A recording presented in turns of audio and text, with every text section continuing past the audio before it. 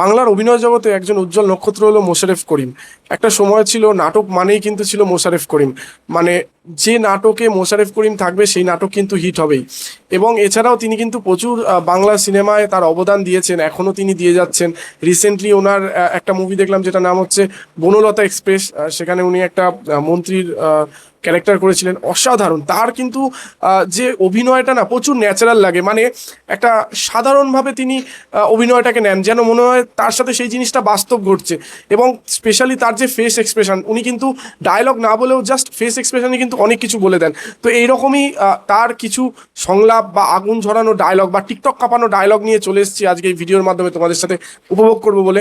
তো চলো এই ভিডিওটা শুরু করা যাক।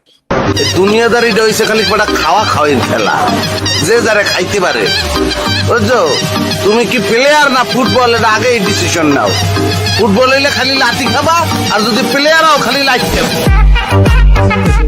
ভাই এটা কি 688 নম্বর বাসা? জি, এটা 688। না, আমি মনে করছি এটা 688 নম্বর বাসা। আরে ভাই, এটা তো 688 নম্বর বাসাই।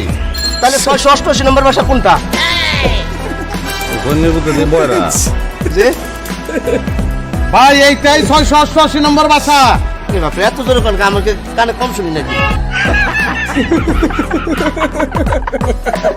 হ্যালো গাইস, কেমন আছেন সবাই? আশা করি সবাই অনেক অনেক ভালো আছেন। বরাবরের মতো আমাদের নতুন আরেকটি ভিডিওতে আপনাকে স্বাগতম। আজকের ভিডিওতে আপনারা দেখবেন বর্তমান সময়ে বাংলাদেশের জনপ্রিয় লিজেন্ড অভিনেতা মোশাররফ করিমের রাতারাতি ভাইরাল হওয়া সেরা 10টি ডায়লগ বা সংলাপ, যে ডায়লগগুলো রিলিজের পরপরই সামাজিক যোগাযোগ মাধ্যম ফেসবুক, ইউটিউব সহ বিভিন্ন শর্টস প্ল্যাটফর্মগুলোতে ঝড় তুলে দিয়েছিল। বাসের ব্যবহার বাড়ছে না, ব্যবহার বাড়লে বাসের দাম তো বাড়বই। যেই হারে একজন আরেকজনকে বাস দিতেছে, এর মধ্যে একজন কইতেছিল যে ভাই সবকিছু প্লাস্টিকের বাইরে গেছে, বাস তখনও প্লাস্টিকের বাইরে নাই। শুকুর করেন, বাসও প্লাস্টিকের বাইরে।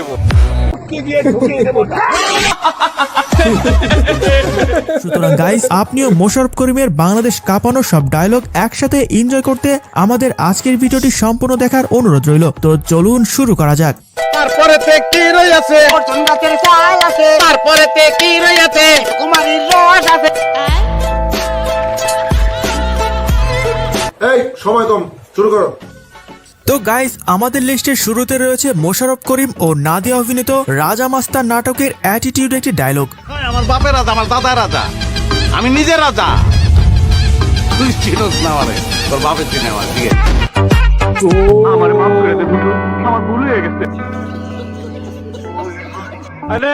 তো যাই হোক গাইস, এর পরে রয়েছে মোশাররফ করিম ও অহনা অভিনীত বন্ধু আমার তিনজন নাটকের রাতারাতি ভাইরাল হওয়া মোস্ট ফানি একটি ডায়লগ। আমার ছোট্ট একটা পরীক্ষা করবা। কেমনে? জুড়ে, অনেক জুড়ে কও আই লাভ ইউ। আচ্ছা, আপনি তো দাঁত ফালাই দিব। আমিও, আমিও কি আমিও আই লাভ ইউ। কইছি থাপড়ে তো দাঁত ফালাই দিব। আমিও, আবারও কই আমিও, আমিও কি আপরে তোর দাঁত ফেলাই দেবো।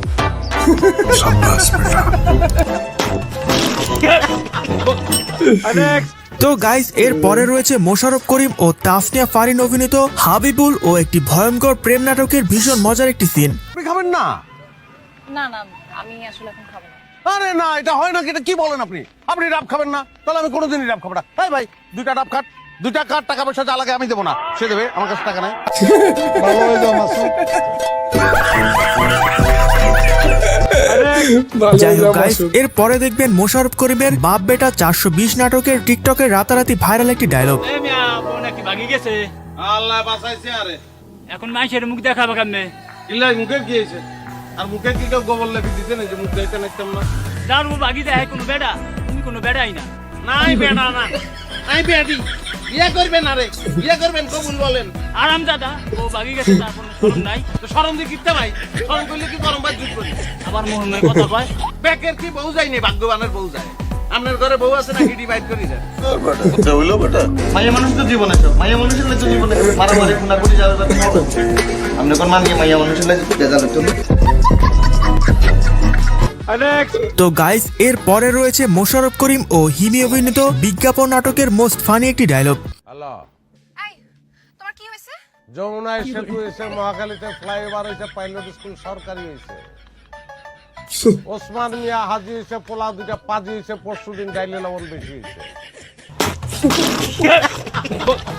সেরা সেরা। তো যাই হোক গাইস, এর পরে রয়েছে মোশাররফ করিম ও মারজুক রাসেল অভিনীত 420 নাটকের মজার একটি ডায়লগ। তোর ছোট্ট একটা রিকোয়েস্ট করে তুই খালি কষ্ট করে 5 মিনিটের লেগে আয় ভাই, 5টা মিনিটের লেগে তুই খালি একটু আয়া পর, তোরে মাইরা আমি ঘুমামু ভাই, আমার ঘুম হয় না, তোরে মাইরা ঘুমামু, তুই তো আয় ভাই আয়। আমি আইতাছি, আমি 5 মিনিটের মধ্যে আইতাছি।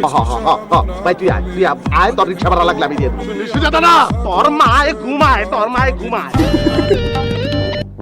Bye bye, tata, good bye. সেরা সেরা, এক সে মার করে।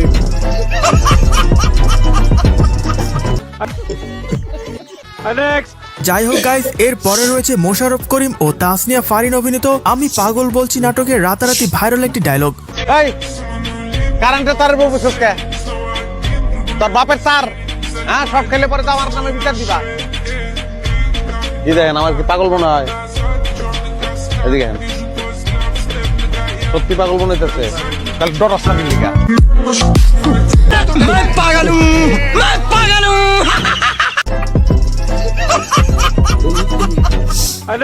তো গাইস, এর পরে রয়েছে মোশাররফ করিম ও তিশা অভিনীত সত্য বালক নাটকের টিকটক কাঁপানো ভাইরাল একটি ডায়লগ।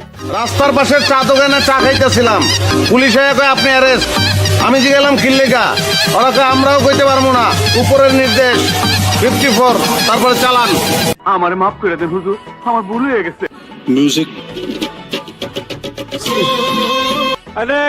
তো যাই হোক গাইস, সর্বশেষ এখন দেখবেন মোশাররফ করিম ও তানজিন তিশা অভিনীত অমানুষ নাটকের কলিজায় কাঁপন ধরিতার মতো একটি দৃশ্য। তুমি জানো না, মার জাত লাগে না তো, পড়ালেখা করো নাই তো, আমি জানি মার জাত লাগে না। মার আবার জাত কি, মার পরিচয় কি? মা তো মা, তোর মা, এটাই তো পরিচয়। মা না, ও মা, মা আমার চাদর করো। মোশাররফ করিমের এই দৃশ্যটি দেখে কেঁদেছে হাজারো মানুষ। আসলেই মায়ের কোনো জাত হয় না, মা তো মাই, যার সাথে পৃথিবীর কোনো কিছুর তুলনা হয় না। এই ওয়েব ফিল্মটি সবাই একবার হলেও দেখবেন। তো গাইস, আজকে এই পর্যন্তই, দেখা হচ্ছে পরবর্তী কোনো ভিডিওতে নতুন কিছু নিয়ে। এতক্ষণ সাথে থাকার জন্য ধন্যবাদ। ভিডিওটা এক কথায় টক ঝাল ছিল, টক ঝাল মিষ্টি। যেমন হাসিয়েছে তেমন ইমোশনালও করে গেল শেষের দিকে। সত্যি কথা বলতে মানে মোশাররফ করিম হচ্ছেন একজন ভার্সেটাইল অ্যাক্টর। ওনাকে যে চরিত্রেই আমরা দেখি না কেন অটোমেটিক্যালি ভালোবেসে ফেলি। অ্যাকচুয়ালি উনি সেই ক্যারেক্টারটাকে না, যে ক্যারেক্টার উনি ক্যারেক্টারের উপরে কাজ করেন, সেই ক্যারেক্টারটা উনি নিজের বা আপন করে নেন। সেটা হতে পারে ভিলেনের অভিনয় করছেন, ভিলেনের ক্যারেক্টার করছেন, সেটা হতে পারে কমেডিয়ান কিছু ক্যারেক্টার করছেন, সেটা হতে পারে মানে সিরিয়াস ড্রামার কোনো ক্যারেক্টার করছেন। উনি প্রতিটা ক্যারেক্টারের ডেপথে গিয়ে সেটাকে আপন করে নিয়ে এতটা ন্যাচারাল করে নেয় যেন মনে হয় যে এটা হ্যাঁ উনিই তো, এইরকমই উনি, এইরকম মনে হয়। যেগুলো আমরা ইভেন এখানেও দেখলাম সেই রকমই মনে হলো, যেন মনে হলো হ্যাঁ এইরকমই তো, মোশাররফ করিম তো এইরকমই, মানে আমার মনে হয় পার্সোনালি ওই রকমই, এইরকম মনে হচ্ছে। তো সত্যি ওনার মানে অ্যাক্টিং প্রচুর ন্যাচারাল মনে হয়, যার জন্য ওনার যে নাটকগুলো রয়েছে বা যে ওনার প্লে করা যে ক্যারেক্টারগুলো রয়েছে সেই ক্যারেক্টারগুলো অলওয়েজ হিট হয়। অসাধারণ লেগেছে এই ভিডিওটা। তোমাদের কেমন লেগেছে অবশ্যই কিন্তু আমাদের কমেন্ট বক্সে লিখে জানাতে ভুলো না। আর আমাদের ভিডিও যদি ভালো লেগে থাকে লাইক করে দেবে, শেয়ার করে দেবে এবং আমাদের চ্যানেলটি সাবস্ক্রাইব করে আমাদের পাশে থাকবে, যাতে আমরা নতুন নতুন ভিডিও তোমাদের সাথে দেখতে পারি। তো দেখা হচ্ছে নেক্সট ভিডিওতে। Thank you.